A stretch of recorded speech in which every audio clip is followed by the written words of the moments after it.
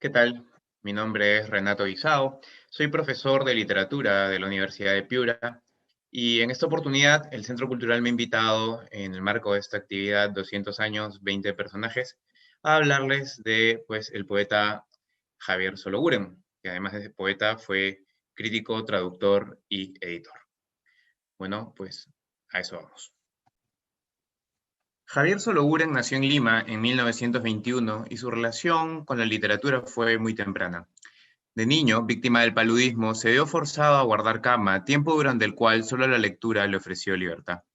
Sus primeros poemas adolescentes fueron de tema amoroso, y algunos de ellos aparecieron en 1939 en el diario El Comercio.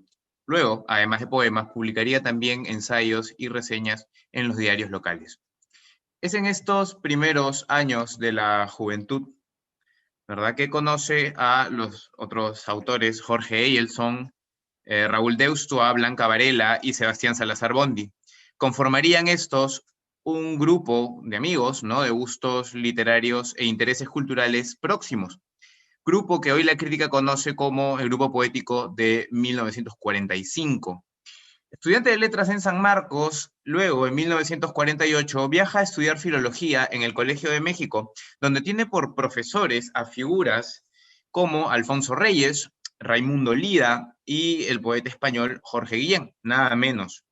Es Raimundo Lida, justo, quien lo recomienda como lector en la Universidad de Lund de Suecia, a donde Javier Sologuren viajaría en 1951. Es en Suecia que se casa y en 1957 vuelve a Perú, ya con familia y además con una pequeña Minerva con la que después iniciaría el proyecto editorial de la rama Florida, que publicaría más de 140 pequeñas plaquetas de poesía de diversos autores del Perú y de otras nacionalidades. Volver a Lima supuso para Sologuren un mejor desarrollo de su labor como escritor. No solo compondría aquí sus mejores poemas, sino que se instituiría en un importante traductor y crítico de literatura y arte. Enseñó Javier Sologuren en diversas universidades del país, pero se mantuvo más tiempo, de hecho 2 décadas, en la Universidad Agraria La Molina, donde finalmente se jubiló. Desde 1939, su producción poética fue continua y solo cesó 60 años después. Dados sus altos criterios de calidad, esta producción pues no fue cuantiosa, ¿no? Su carácter, además, siempre fue el de una persona libre de cualquier apuro, confiado siempre en los impulsos de su corazón y en el dominio, riguroso dominio intelectual. Reunió su poesía bajo el título Vida Continua, poemario que fue reeditado 3 veces estando él en vida y otras 2 de manera póstuma. El título es muy elocuente sobre su idea de poesía. Para Javier Sologuren, el verso debe surgir de la vida anímica del autor y desde ahí elaborarse expresivamente hasta formar una voz que pueda transmitir a los lectores sus sentimientos personales. Ya tempranamente, su valor como poeta fue señalado por la crítica. Descuella Sologuren por su lirismo depurado, la riqueza plástica y la condensación de significados de sus imágenes, por no encasillarse en un solo estilo y por elaborar con técnicas modernas temas tradicionales y materiales heredados de la literatura del pasado. Entonces, la pregunta de esta breve exposición es la siguiente. ¿Por qué es importante recordar a Javier Sologuren en la celebración del bicentenario de la independencia del Perú?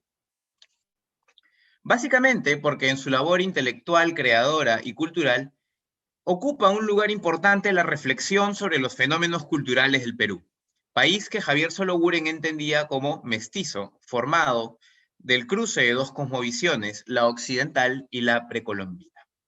Según sus ideas universalistas, el arte es humano en tanto que da forma a los sentimientos, preocupaciones y valores comunes de nuestra especie.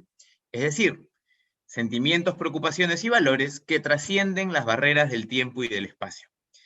Entendía Javier Sologuren que el artista moderno el artista, que pertenece a un mundo cada vez más globalizado, tiene pleno derecho de mezclar tradiciones, pero sin olvidar aquella que le es connatural.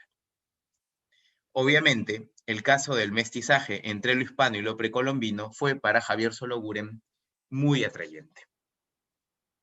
Sologuren preparó antologías sobre literatura peruana que incluían la literatura quechua y la literatura colonial, y además escribió numerosos artículos, ensayos y reseñas sobre la literatura peruana.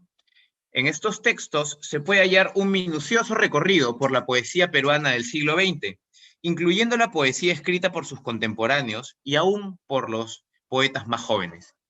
Ya en 1946 publicaba, junto con sus amigos Jorge Bardo Eilson y Sebastián Salazar Bondi, la antología La poesía contemporánea del Perú, que renovó la forma de entender cómo se había desarrollado cronológicamente nuestra tradición lírica. Son especialmente interesantes de los tantos estudios que sobre literatura peruana tiene Javier Sologuren, ¿no? Aquellos que dedica a Emilio Westphalen, ¿no? Y a José María Eguren. Y también algunos sobre el recordado José María Arguedas, ¿verdad? A quien de hecho hoy en día ya no se le estudia mucho como poeta, ¿no? Y de cuya narrativa Javier Sologuren dice que está animada por una profunda visión poética que le permite figurar intensamente el espíritu del hombre andino. El arte del antiguo Perú le llamó también especialmente la atención desde joven. Solo por soltar dos apreciaciones. Desde su mirada filológica, Javier Sologuren encomia la flexibilidad de matices afectivos de la lengua quechua como material poético. Y, por otro lado, interpreta los tejidos precolombinos como textos que documentan mensajes de los pueblos pasados. Acerca de esto último, les quiero presentar, ¿no? Una parte de la primera versión del poema Algunas aguas alumbradas, que se publicó en la revista Cielo Abierto en 1979. Bueno, de hecho es una pequeña joyita porque cuando se incluye este poema Algunas aguas alumbradas en Vida Continua, esta partecita del poema no está, ¿verdad? Esta partecita del poema es eliminada.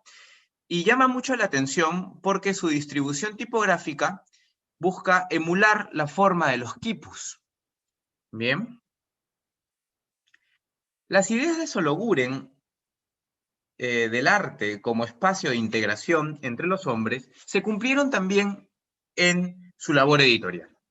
Durante la década del 60, con la pequeña Minerva que compró en Suecia y que trajo al Perú por barco, ¿no?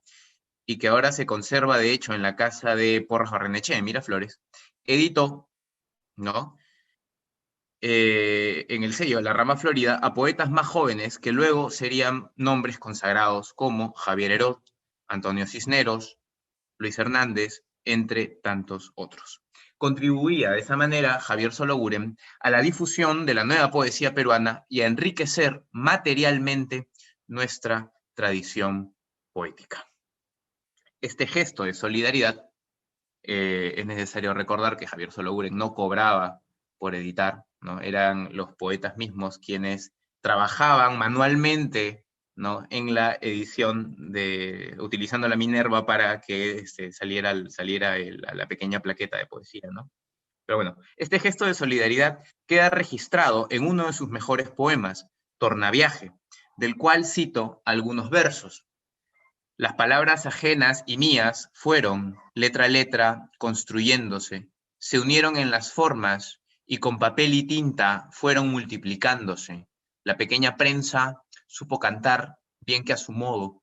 Su voz se oyó entre los árboles, bajo la bugambilla de la casa, viva aún en la quimera de los años.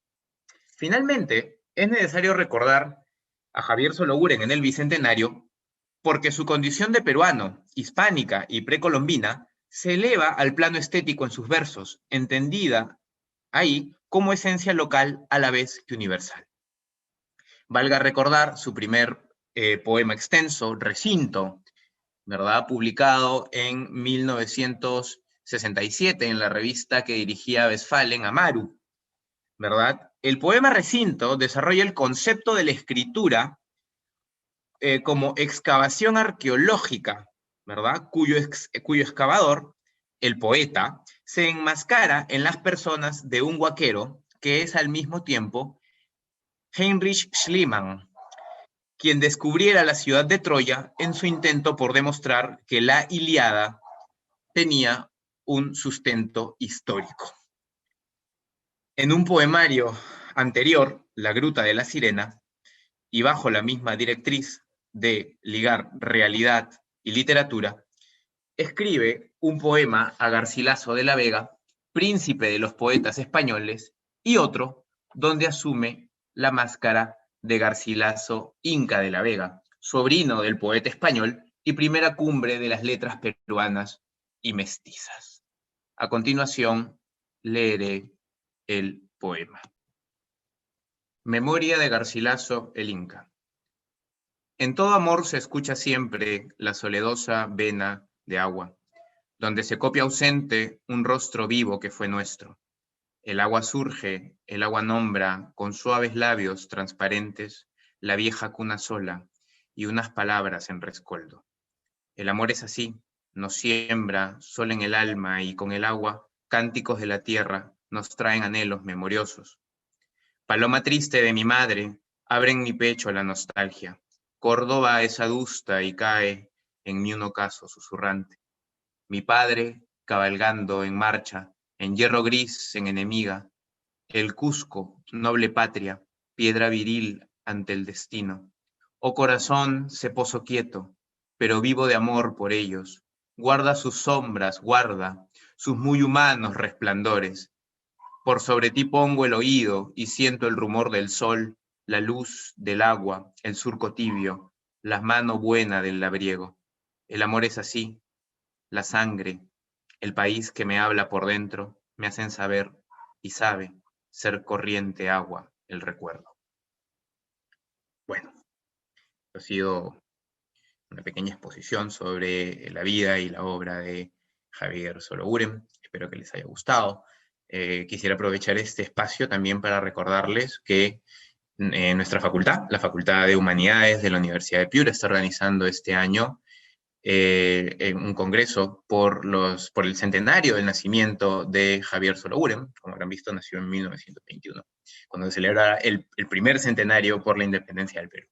Entonces, los animo a que visiten la página web, a que pidan información por si quieren participar, ya sea como asistentes o ya sea enviando una ponencia. Pues nada, muchas gracias.